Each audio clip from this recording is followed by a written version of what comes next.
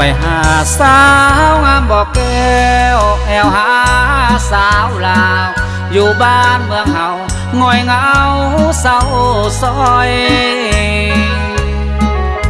หันเธอหนึ่งครั้งมานั่ง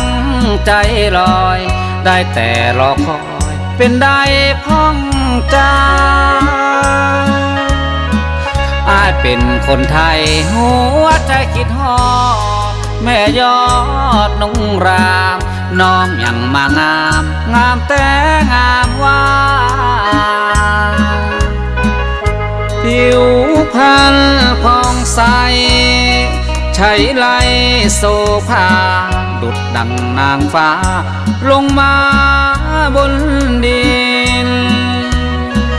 ลักเมาสาวงามต่างแคว้นอยู่ในดินแดนเมืองลาวซ้ำเป็นบ่าวเท่ากว่าเขาดูหมิ่นเฮามันคนยากคนจนเกิดมาเป็นคนติดดินว่ามีทรัพย์สินจะไปขอนา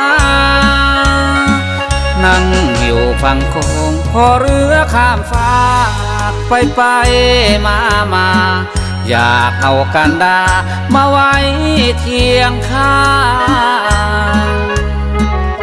กลัวพ่อแม่น้องเขานั้นจะจังบ่ยอมให้นางนั้นเอาคนไทย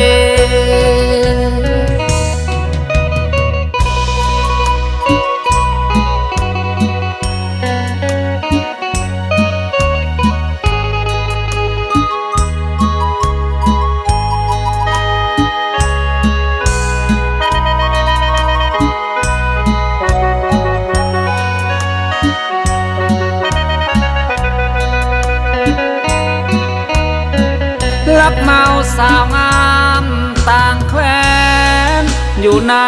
ดินแดนเมืองลาวซ้ำเป็นบ่าวเท่ากว่าเขาดูหมิ่น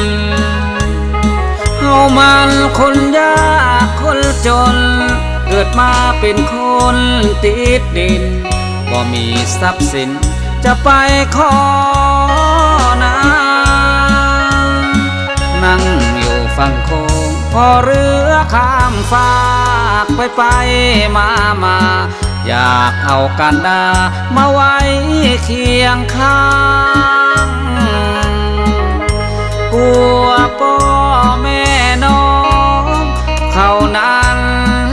จะจังบ่ยอมให้นางนั้นเอาคน